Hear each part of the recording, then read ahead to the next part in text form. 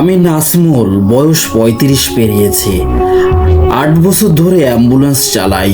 তার মধ্যে শেষ ৩ বছর ধরে শুধুই লাশবাহী অ্যাম্বুলেন্সে কাজ করছি। কেউ করে না বলেই হয়তো আমি করছি। এই কাজেরও আলাদা একটা অভ্যেস হয়ে গেছে। লাশ তুলতে ভয় লাগে না। মধ্যরাতে শ্মশান ঘুরতেও কাঁপুনি ধরে না।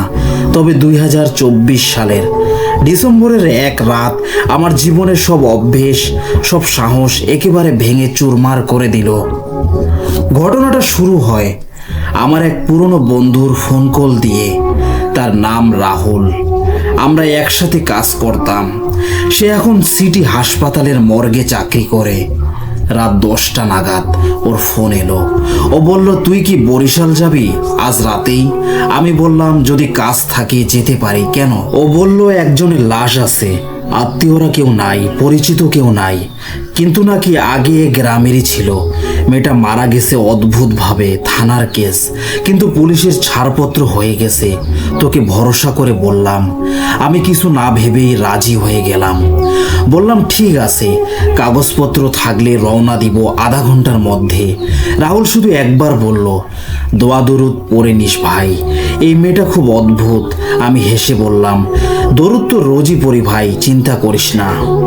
আমি যখন হাসপাতালের মর্গে পৌঁছালাম তখন প্রায় 11:30 বাজে। শহরের আলো আধারিতে রাস্তা অনেকটাই ফাঁকা। রাহুল বাহিরে দাঁড়িয়েছিল, মুঠোফোনে আলো ফেলে। মুখটা বেশ চিন্তিত লাগছিল। বললাম, কিরে এমন করে তাকাচ্ছিস কেন? সে আস্তে করে বলল, ভাই লাশটা একটু দেখ, একবার চোখে চোখ পড়লে বুঝবি।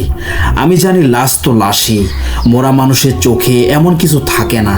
তবু কৌতূহলে কাফন মোড়া মুখটা একটু সরিয়ে তাকালাম। একটা যুবতী মেয়ে, বয়স আনুমানিক 25 কি 26 বছর হবে, চুল ছড়ানো, চোখ অর্ধেক খোলা। কিন্তু যে জিনিসটা আমাকে অস্বস্তিতে ফেললো সেটা হলো তার চোখ দুটো। মৃতদেহের চোখ এমনভাবে খোলা থাকে না, কিন্তু এই মেয়েটির চোখ দুটো খোলা, স্থিরভাবে যেন তাকিয়ে আছে কোথাও। সেই চোখে ছিল এক অভিশাপের মতো শূন্যতা। আমি আর কিছু না বলে কাফনটা আবার ভালোভাবে গুজে দিলাম। রাহুল বলল, ওর নাম ছিল রুকাইয়া, ধানমন্ডির এক বাসায় কাজ করত।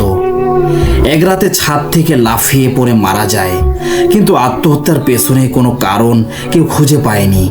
থানার লোকজন বলেছে ফাইল ক্লোজড, কিন্তু আমি বিশ্বাস করি কিছু একটা হয়েছিল। আমি বললাম, তুই বিশ্বাস করিস কি না সেটা দরকার নাই, এখন অ্যাম্বুলেন্সে ওঠা দরকার। রুকাইয়ার কাফনে মোড়া নিথর শরীরটা যখন অ্যাম্বুলেন্সের পেছনের স্ট্রেচারে রাখা হলো তখন আমার মনটা কেমন যেন ভারী হয়ে গেল। বাইরে শীতল হাওয়া বইছে, আকাশে চাঁদ থাকলেও মেঘে ঢাকা। রাহুল শুধু বলল, যত তাড়াতাড়ি পারিস রওনা দে, আর পেছনের আয়নাটায় কম তাকাস। আমি হেসে বললাম, আয়না তো আমার সাথী রে ভাই। অ্যাম্বুলেন্স স্টার্ট দিলাম। গন্তব্য বরিশালের বাকেরগঞ্জ উপজেলার এক প্রত্যন্ত গ্রাম চর কাচারিয়া। রাস্তা অন্ধকার, মাঝে মাঝে হালকা কুয়াশা। শহরের আলো পেছনে রেখে যখন বাইরের রোডে উঠলাম তখন রাত বাজে প্রায় 12টা। আমি একা, সাথে রুকাইয়ার নিথর দেহ।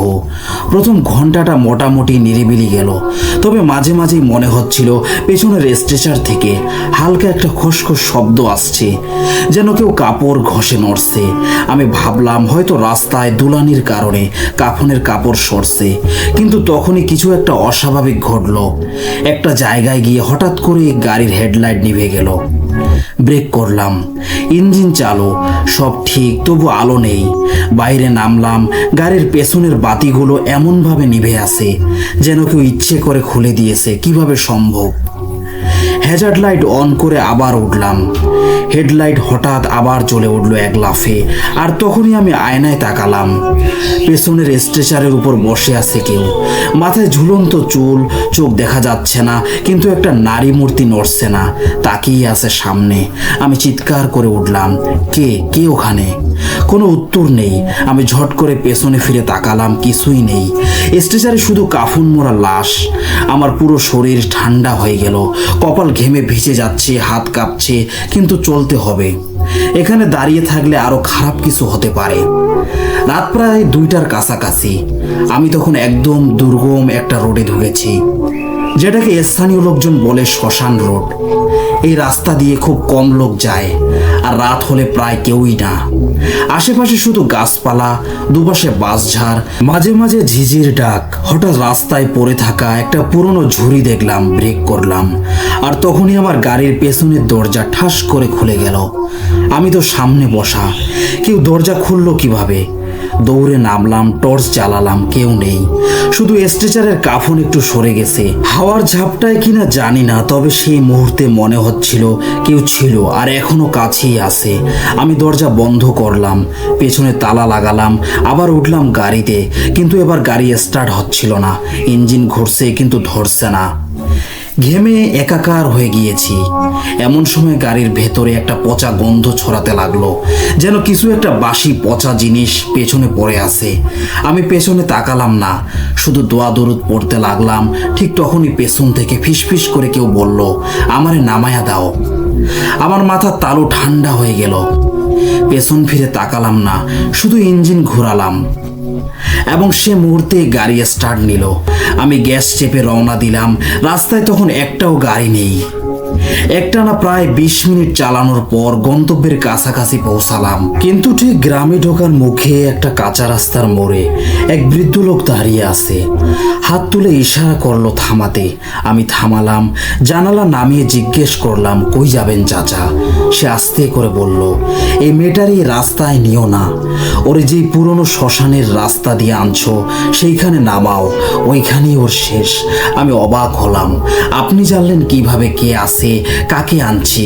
তিনি বললেন, আমি জানি এই মেয়ে কয়েকবার ফেরত আসছে, কিন্তু কেউ বোঝে না। বৃদ্ধ লোকটা কিছু বলেই আর দাঁড়ালো না, ধীরে ধীরে গাছের আড়ালে মিলিয়ে গেল। আমি জানালা তুলে দিলাম। ইঞ্জিনটা গা ঘিন ঘিন করে চলছিল। কুয়াশায় ঢেকে আছে পুরো পথ। রোগাইয়ার গ্রামের রাস্তায় ঢোকার মুখেই আবার সেই অনুভূতিটা হলো, পেছনে কেউ বসে আছে। আমি আয়নায় তাকিয়ে কিছু দেখতে পাচ্ছিলাম না, কিন্তু বুকের মধ্যে এক চাপা ঠান্ডা জমে উঠছিল। গাড়ির জানালা দিয়ে ঠান্ডা হাওয়া ঢুকছিল না, কিন্তু শরীর কাঁপছিল, চোখে মুখে অদ্ভুত শুষ্কতা। আর তখনই হঠাৎ রেডিওটা নিজে নিজে চালু হয়ে গেল। যে পথে তুমি গেছো ফিরে এসো না আর। এক পুরনো ভয়ঙ্কর সুরে বাজতে শুরু করলো গান। রেডিও তো আমি চালু করিনি। হাত বাড়িয়ে বন্ধ করতে গেলাম, তখনই রেডিওর স্ক্রিনে ভেসে উঠল এক নাম, রুকাইয়া খাতুন। আমার শির দ্বারা বেয়ে ঠান্ডা ঘাম গড়িয়ে পড়লো। রেডিও বন্ধ করে দিলাম, কিন্তু ততক্ষণে পেছন থেকে একটা কণ্ঠস্বর আমার শেষ ঠিকানায় পৌঁছাইয়া দে। আমি গাড়ির গতি বাড়িয়ে দিলাম, কিন্তু রাস্তা আর আগের মতো সোজা নেই। একটা সময় দেখলাম আমি আবার সেই পুরনো শ্মশান রোডে উঠে এসেছি, যেখান দিয়ে এসেছিলাম। কেমন করে সম্ভব? আমার জিপিএস দেখাচ্ছে আমি 3 কিলোমিটার দূরে, অথচ আমি তো 10 কিলোমিটার এগিয়ে এসেছি। রাস্তায় তখন চারদিকে শুধু গাছ, বাতি নেই, দোকান নেই, কোনো মানুষের চিহ্নও নেই। আর ঠিক তখনই আমার সামনে দিয়ে হেঁটে গেল এক বউ সাজা নারী, লাল শাড়ি, মাথা ঢাকা, পা নেই। আমার গাড়ি আপনা আপনি বন্ধ হয়ে গেল। আমি গাড়ি থেকে নামলাম না, শুধু পেছনে তাকালাম। দেখি কাফনের কাপড় খুলে পড়ে আছে স্ট্রেচারের পাশে, রুকাইয়া নেই। হঠাৎ পেছনের দরজা খোলা পেলাম, আর দরজার ঠিক বাইরে মাটিতে খোঁচাখুচি করে আঁকা দাগ, যেন কেউ হাত পা ঘষে দূরে সরে গেছে। সেই দাগ গিয়ে মিশেছে বনের ভেতরে। আমি দরজাটা বন্ধ করতে গিয়ে দেখি ভেতরে কে যেন শুয়ে আছে, কিন্তু রুকাইয়া না। অদ্ভুত আকৃতির শরীর, মুখ নেই, শুধু ফাঁকা গহ্বর। আমি চোখ সরাতে পারছিলাম না, মাথা ঝিমঝিম করছিল। পেছন থেকে কারো নিঃশ্বাস পড়লো ঘাড়ে। চমকে সামনে তাকালাম, কেউ নেই। আমি গাড়ি স্টার্ট করলাম, কিন্তু ইঞ্জিন উঠছে না। তখন হেডলাইটের আলোয় দেখলাম সামনে দাঁড়িয়ে আছে রুকাইয়া, মাথা নিচু, মুখ দেখা যাচ্ছে না। হাত দিয়ে গাড়ির ভিতরের দিকে ইশারা করছে। আমি নামলাম না, দরজা লক করে বসে থাকলাম, চোখ বন্ধ করে দোয়া দরুদ পড়তে থাকলাম। মিনিট খানেক পর হালকা আলো চোখে এসে লাগলো। চোখ মেলেই দেখি আমি আবার সেই প্রথম রাস্তায়, যেখানে পুরনো ঝুড়ি পড়েছিল, যেখানে বৃদ্ধ লোকটা দাঁড়িয়ে ছিল। সবকিছু স্বাভাবিক ছিল সে মুহূর্তে। এটা কি সত্যি ঘটেছিল, নাকি আমি বিভ্রমে পড়ে গিয়েছিলাম? আমি জানি না। ভোর 4টায় অবশেষে রুকাইয়ার গ্রামে পৌঁছালাম। বাড়ির লোকজন কাঁদছে, লাশ গ্রহণ করলো, কাফনের কাপড় ঠিকঠাক। কিছুতেই বোঝার উপায় নাই যে কিছু ঘটেছিল। কবর খোঁড়া, জানাজা শেষ, দাফনের কাজও শেষ। ঢাকায় ফিরে এসেও আমি প্রায় 1 সপ্তাহ অ্যাম্বুলেন্স ছুঁইনি। ঘুমে বারবার দেখতে পেতাম সেই কালো ছায়া, সেই রেডিও, সেই চেহারাহীন কঠিন মুখ, রুকাইয়ার নামটা এখনো মাথায় বাজে। আজও রাতে কোনো লাশ নিয়ে রওনা হলে, সেই রাস্তায় গেলে, কুয়াশা পড়লে আমি আয়নায় তাকাই না। এই ছিল ঘটনা। লিসেনার্স, আমি জানি না ঘটনাটা আপনাদের কাছে কেমন লেগেছে, তবে ঘটনাটা কতটুকু সত্য বা মিথ্যা আমি সেটা জানি না, তবে ঘটনাটা অনেক চমৎকার ছিল। আশা করি আপনাদের কাছে ঘটনাটা অনেক ভালো লাগবে। লিসেনার্স, এবার আমরা পরবর্তী ঘটনায় চলে যাব। আমি ট্রাক চালাই প্রায় 18 বছর হলো। সারা দেশ ঘুরি, কিন্তু রাতের ড্রাইভ আমার সব সময় অদ্ভুত লাগে। ঘটনাটা 2019 সালের শীতের শুরুতে। নওগাঁ থেকে কাঠ বোঝাই করে যাচ্ছিলাম কুমিল্লার মনোহরগঞ্জে। কাঠ বেশি রোডে চেকপোস্ট এড়াতে গিয়ে আমরা মহাদেবপুরের এক পেছনের রাস্তা ধরলাম, যেটা নদীর ধারে ধারে গেছে। এই রাস্তায় আমি একবার আগেও গেছিলাম, তবে দিনের বেলা। তখন গুগল ম্যাপে ছোট্ট একটা কালীপাড়া নামে জায়গা উঠছিল। কেউ নাম শুনে নাই প্রায়, লোকালয় নেই, ঘন বাগান, ছোট ছোট বাঁশঝাড়, পুরাতন মাটির ঘর। কিছু জায়গায় মানুষ থাকে, আবার রাতে রাস্তা একেবারে ফাঁকা। হেল্পার ছিল রবিউল, নতুন ছেলে, তবে বুকে সাহস আছে। রাত 1:45 আমরা মহাদেবপুর পার হয়ে রওনা দিলাম সেই কালীপাড়া হয়ে কুমিল্লার দিকে। আমি বলি, ভাই সামনে 4 ঘন্টার রাস্তা, একটু ঘুমাই নিস, দরকারে ডাকবো।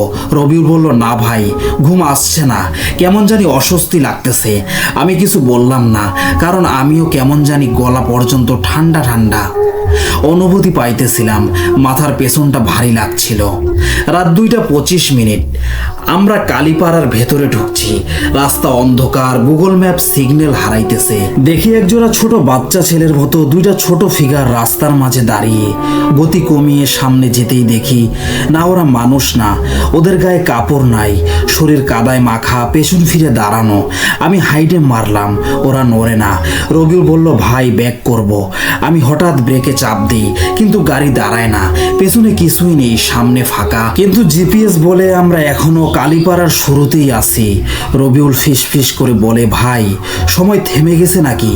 আমি হঠাৎ নজর দিলাম ঘড়িতে, রাত 2:25। 10 মিনিট হয়ে গেছে, কিন্তু ঘড়ি এগোয় না। আমি এবার ভয় পাই, গলা শুকিয়ে গেছে। আমি চুপচাপ ধোয়া পড়তেছি। 3 মিনিট পরে ঘড়িতে কিন্তু তখনও 2:25। দেখি ডান পাশে একটা পুরাতন কাঁচা বাড়ি, এক কোনায় একটা কুয়া আছে, সামনে পুরনো কাঠ আর আগুন জ্বলতেছে। আগুনের পাশে একজন বুড়ি বসে আছে, চেহারা দেখা যায় না, কেবল শাড়ির পার কাঁপতেছে হাওয়ার মধ্যে। আশেপাশে কোনো শব্দ নাই, শুধু আগুনের চুরচুর শব্দ। হেল্পার ফিসফিস করে বলল, ভাই এই রাস্তায় কবে বাড়ি উঠলো? আগের বার তো কিচ্ছু ছিল না। আমি বললাম, চুপ থাক, কথা বলিস না। হঠাৎ বুড়িটা মাথা ঘোরায়, কিন্তু মুখ নাই, কেবল একটা গভীর গর্তের মতো ফাঁকা মুখ।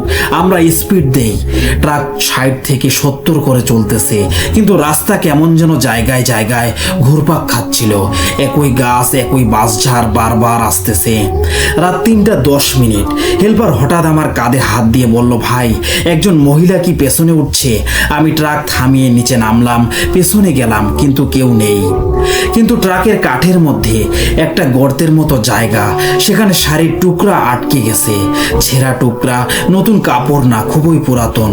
রবিউল তখন ট্রাক থেকে নেমে কাঁপতেছে, বলল, ভাই আমি দেখিও বসা ছিল, মুখ দেখা যায়নি, শাড়ি ভিজা ছিল। আমি আর এক মুহূর্ত না ভেবে গাড়ি স্টার্ট দিই, সামনে যা আসে আসুক। সকাল 4:15। ট্রাক হঠাৎ ধূপ করে থেমে যায়। ঘড়িতে 2:25, আবার সেই সময়। এবার রাস্তার পাশে দেখি একটা সাইনবোর্ড, কালীপাড়া কবরস্থান 200 গজ। কিন্তু এই দিকটায় তো লোকালয় ছিল না। আমি নিচে নামলাম, চারদিক কুয়াশা। রবিউল পেছন থেকে বলল, ভাই ট্রাকের নিচে কেউ বসে আছে। আমি নিচু হয়ে তাকাই, কিচ্ছু নেই, কিন্তু ট্রাকের তলায় কাদা লেগে আছে। শুকনো রাস্তায় কাদা কই থেকে এলো? মোবাইলের ঘড়িতে তাকাই, ঠিক 4:59। হঠাৎ ট্রাকে ঝাঁকুনি লাগে, সব আলো জ্বলে ওঠে, ইঞ্জিন আপনা আপনি স্টার্ট হয়ে যায়। আমরা বুঝি কোনোভাবে বাঁচা গেল। হেল্পার মাথা নিচু করে সারা রাস্তা চুপ। মনোহরগঞ্জ বাজারে পৌঁছাই 6টার দিকে। চা দোকানদার বলল, ভাই কালীপাড়াগঞ্জ দিয়ে রাইত যাইতে আইছেন? আমি বললাম হ, কেন? সে বলল ওখানে 2014 সালে ট্রাক উল্টে 5 জন ড্রাইভার মারা গেছিল। এখন কি ওই রাস্তায় রাত 12টার পর যায় না। চা দোকানদারের মুখে এসব ঘটনা শোনার পর আমরা আমাদের গন্তব্যস্থলে পৌঁছাই যাই। এরপর 6 মাস কেটে গেছে প্রথম ঘটনার। রবিউল চলে গেছে অন্য গ্যারেজে। সে এখন আর ট্রাকই ওঠে না। আমি এক প্রকার মানসিক চাপ নিয়ে হলেও ড্রাইভিং ছাড়িনি। মালিক বলল, জসিম ভাই, নতুন গ্যাস লাইন যাইতেছে ফেনী, ওখানে পাইপ পৌঁছাতে হবে, ভোরের আগে পৌঁছাতে হবে। আমি বললাম ঠিক আছে, কিন্তু সামনের রাস্তায় কিছু সমস্যা হলে? উনি বলল, ভাই, পেছনের রাস্তায় এখন মানুষ চলাচল করে, ভয় নাই। হেল্পার ছিল নতুন, শাওন, ক্লাস 9-এ পড়ে। স্থানীয় ছেলের মতো চুপচাপ ফোনে গান শোনে। রওনা দিলাম বিকেল 5টায়। রাত 11টার দিকে রাজশাহী পার হয়ে গেছি। এবার অ্যাক্সিডেন্ট হয়েছে বনপাড়া হাইওয়েতে। ফায়ার সার্ভিস রাস্তা বন্ধ করে রেখেছে। আমরা বাধ্য হয়ে আবার সেই কালীপাড়ার দিকে পেছনের রুট ধরলাম। এবার মোবাইল সিগন্যাল বন্ধ হচ্ছে না, ম্যাপও ঠিকঠাক চলছে, কিন্তু কিছু একটা অস্বাভাবিক। আমার ট্রাকের সাইড মিররে বারবার দেখি কেউ হেঁটে আসতেছে, কাছে এলেই নাই। রাত 2:30 ঠিক তখনই আমি হেল্পারের দিকে তাকিয়ে দেখি সে একদম গম্ভীর। কানে হেডফোন থাকলেও সে গান শোনে না, চোখ স্থির। আমি বললাম, শাওন, ঘুমাইছো? সে ফিসফিস করে বলল, না ভাই, কেউ আমার কানে বলছে তোর নাম জানি, তোর বাবার নাম জানি। আমি গলার স্বর শব্দ করে বললাম, এইসব কিছুরে পাত্তা দিস না, দোয়া দরুদ পর। সে কাপা কণ্ঠে বলল, ভাই, আমি তো হিন্দু, আমার মাথা ঘুরে যায়। আমি তাকে গাড়ি থেকে নেমে আসতে বললাম। সে বলল, ভাই, আপনার পেছনে কে? আমি পেছনের দিকে তাকালাম। একজন দাঁড়িয়ে আছে, একই শার্ট, একই মুখ, দুইটা শাওন। একজন ধীরে ধীরে বলল, আমার জায়গা তুই নিছোস? আমি দৌড় দিয়ে ট্রাকে উঠলাম, দরজা বন্ধ করলাম, গাড়ি চালু করে স্পিড দিলাম। পেছনের দিকে তাকালাম না, দোয়া দরুদ পড়তে থাকলাম। রাত 3:15।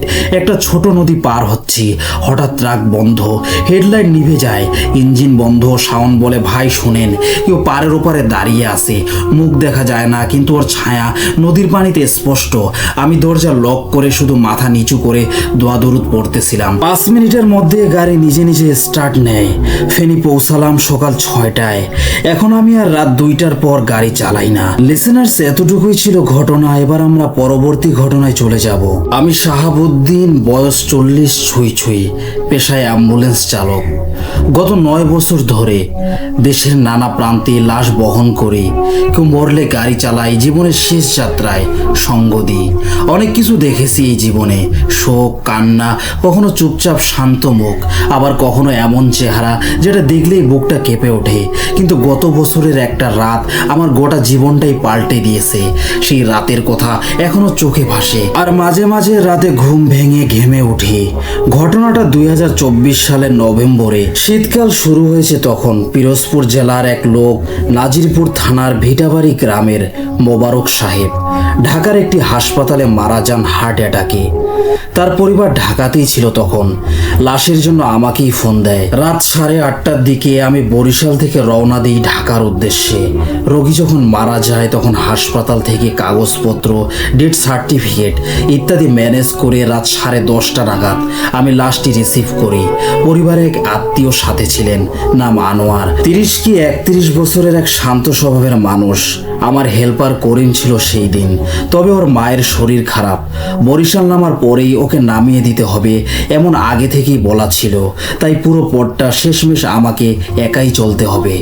বিষয়টা আমি একেবারে অচেনা না, আগেও অনেকবার একা গেছি। রাত 11:30টার দিকে বরিশাল এসে পৌঁছাই।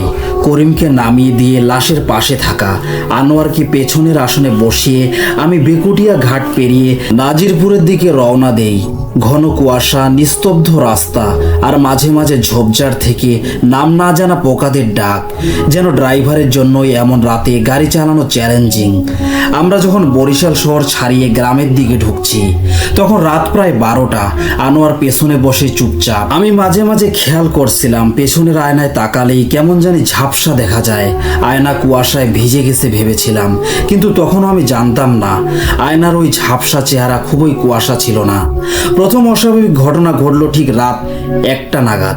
পিরোজপুর জেলার নাজিরপুর রোডে একটা পুরনো ভাঙ্গা বাজারের পাশ দিয়ে যাওয়ার সময়। সেই বাজার অনেক আগেই বন্ধ হয়ে গেছে। লোকজন বলে ওখানে নাকি রাতে কেউ দাঁড়ায় না। আমি এসব কুসংস্কারে তেমন বিশ্বাস করি না, কিন্তু ওই বাজারের সামনে গিয়ে হঠাৎ গাড়ির লাইট বন্ধ হয়ে গেল। একেবারে নিস্তব্ধ, পুরো অন্ধকার। ব্রেক চাপলাম, ইঞ্জিন ঠিকই চলছে, কিন্তু হেডলাইট নিভে গেছে। পেছনে তাকালাম, আনোয়ার নেই। আমি চোখ কষলে আবার তাকালাম, কিন্তু কিছুক্ষণ আগেও তো ছিল। হাত কাঁপতে লাগলো। গাড়ি থেকে নামলাম, চারপাশে কাউকে দেখতে পাচ্ছিলাম না। তবে হঠাৎ পেছনের দরজা অটোমেটিক খুলে গেল। আমি নিশ্চিত আমি লক করে রেখেছিলাম। এবার প্রথম ভয়টা অনুভব করলাম, কিন্তু সাহস করে এগিয়ে গিয়ে দরজাটা বন্ধ করে দিলাম। চালকের সিটে বসে চাবি ঘোরাতেই লাইট জ্বলে উঠলো। কিন্তু যতবার আয়নায় তাকাই, দেখি পাশে একটা ছায়ামূর্তি বসে আছে। আনোয়ার না, বরং গায়ে সাদা লুঙ্গি মতো কিছু, কিন্তু মুখহীন। আমি আয়না ঘুরিয়ে ফেললাম আর পেছনে তাকালাম না। রাস্তার পরের দিকটা আরো জনমানবহীন। পেছনের ছায়াটাকে আমি পুরো যাত্রায় আর স্পষ্ট করে দেখিনি, কিন্তু তার অস্তিত্ব অনুভব করছিলাম। বাইরের শীত, ভেতরের নিস্তব্ধতা আর গাড়ির ভেতরের হালকা কর্কশ শব্দ, সব মিলে এমন একটা পরিবেশ তৈরি হলো যেন আমি একটা অন্য জগতে ঢুকে গেছি। আমার হাতে ঘড়ি, রাত প্রায় 3টা। এবার এক জায়গায় রাস্তা ভুল করে ফেললাম।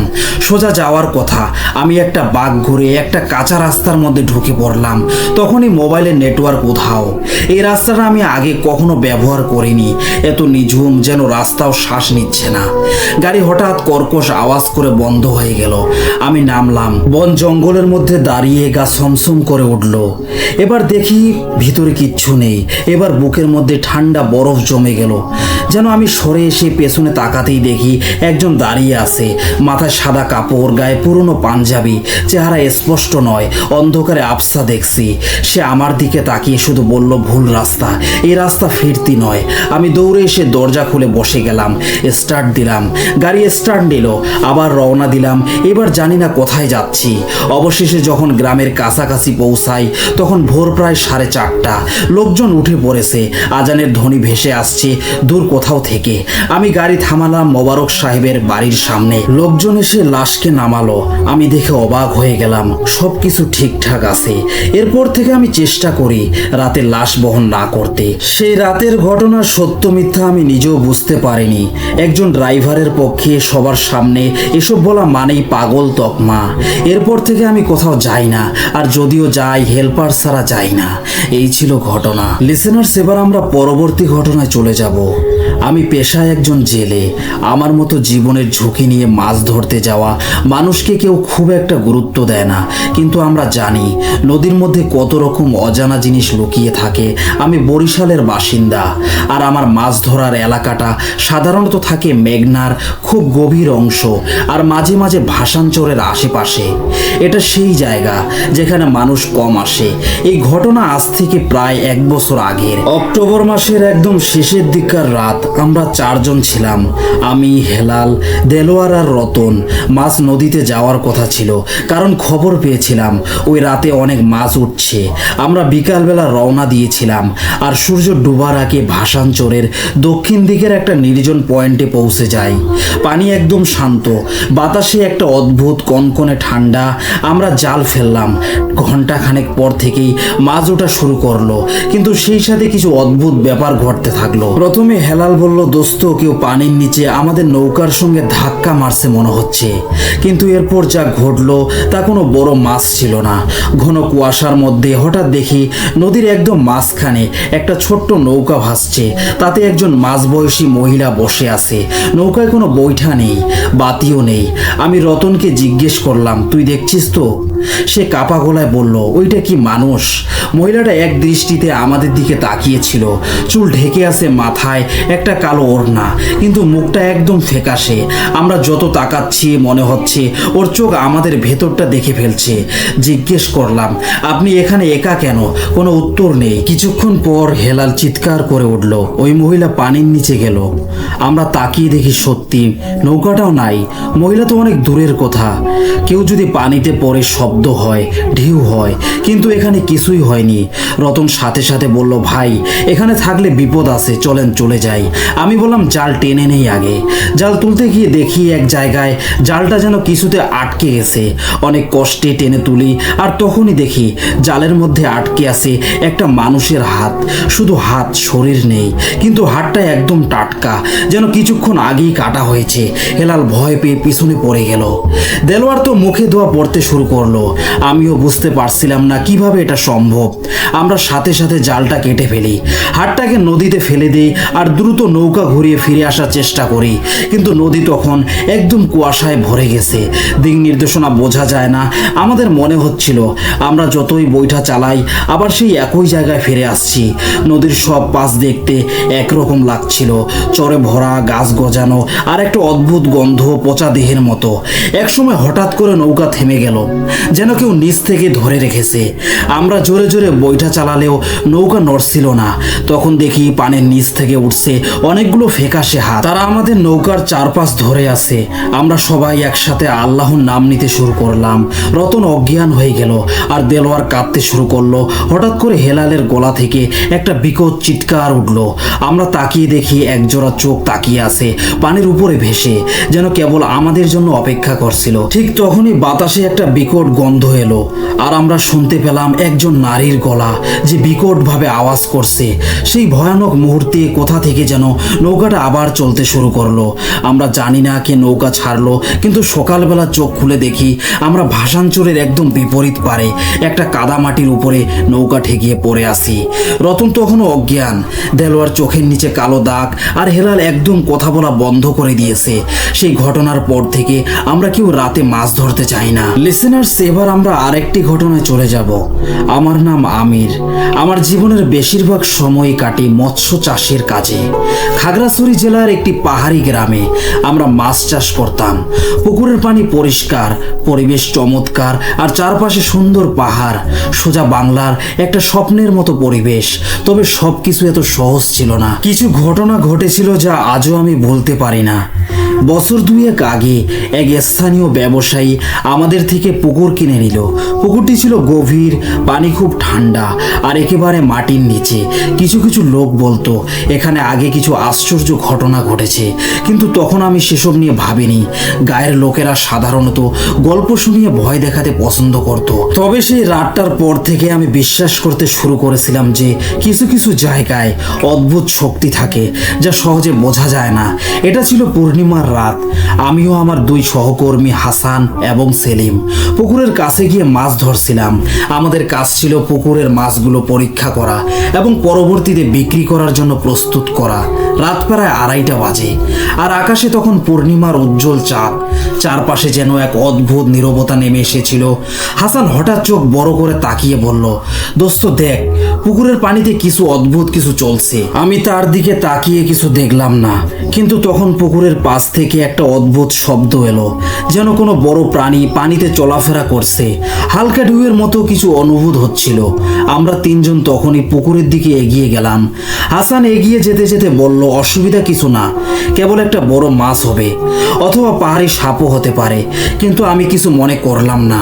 পুকুরের এক কোনায় একটা ছোট্ট মটরশুঁটির মতো কিছু পড়েছিল। সম্ভবত পুকুরের ভেতর কোনো মাছ গাছপালা ছিঁড়ে বেরিয়ে এসেছিল। কিন্তু সে পুকুরে কিছু লালচে তরল জমেছিল। পানি ভেসে উঠছিল একটু অন্যরকম। পুকুরের মধ্যে অন্ধকার খুব গভীর, অথচ আমার চোখে একের পর এক জ্বলজ্বলে আলো যেন সারা পুকুরে ঘুরছিল। সেলিম হঠাৎ আমাকে বলল, আমির, এখানে কি কিছু দেখা যাচ্ছে? আমি একটু বেশি চিন্তিত হয়ে বললাম, কি দেখছো? তখন সে বলল, পানির মধ্যে এক অদ্ভুত ছায়া, কোনো মানুষের মতো, কিন্তু পানির নিচে ডুবে যাচ্ছে। আমি আর হাসান দুজনেই ধীরে ধীরে পুকুরের দিকে এগিয়ে গেলাম।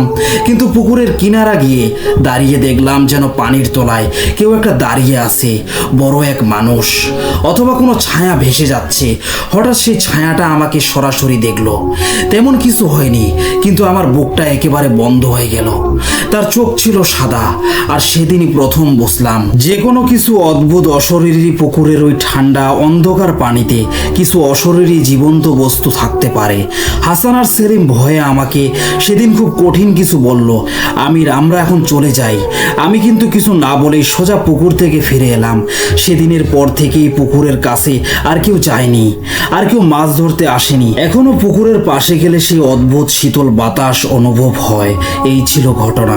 লিসেনার্স, এই ঘটনাটি যিনি লিখে পাঠিয়েছেন তিনি তার নাম উল্লেখ করেননি, তবে তিনি যেভাবে লিখেছিলেন আমি সেভাবে বলার চেষ্টা করেছি। অনেক ধন্যবাদ আপনাকে। লিসেনার্স, এবার আমরা পরবর্তী ঘটনায় চলে যাব। বাড়ি ব্রাহ্মণবাড়িয়ার সরাইল থানার পাশে, একেবারে নদী আর বিল ঘেরা এক গ্রাম কাশীনগর। আমাদের জীবনটাই নদী কেন্দ্রিক। ছোটবেলা থেকেই নৌকায় চলাফেরা, বর্ষায় ঘর থেকে নৌকাতেই বাজার আর জীবিকা। মাছ ধরা বাবার পেশা ছিল, মাছ ধরা। আমিও সেই পথেই হেঁটেছি। বছর পাঁচেক আগে এক গ্রীষ্মের শেষ ভাগে এমন এক ঘটনার মুখোমুখি হই যা আমার জীবনের গতিপথই বদলে দেয়। ঘটনাটা 2021 সালের অক্টোবর মাসের কথা। আশ্বিন তখন শেষ দিকে, আর পূর্ণিমার আলোয় চারপাশ যেন থমকে গেছে। সেই সময়ের কথা মনে পড়লেই একটা ঠান্ডা ভাব বুকের ভেতর জমে যায়। আমার মামা শামসু মিয়া তখনও বেঁচে ছিলেন। উনি ছিলেন আমার একমাত্র সঙ্গী নদীতে রাতের মাছ ধরায়। ওর অভিজ্ঞতা ছিল অনেক, তবে ভয় ডর একেবারেই ছিল না। সেদিন সন্ধ্যায় মামা হঠাৎ বলল, রফিক আজ চল না কালার ঘাটে যাই। শুনছি ওই দিকের পানিতে রুই বোয়াল উঠছে। আমি কেবল অস্বস্তি বোধ করছিলাম নামটা শুনে। কালার ঘাট, ওই নামটার সাথেই ছোটবেলা থেকে কেমন এক অজানা ভয় জড়িয়েছিল।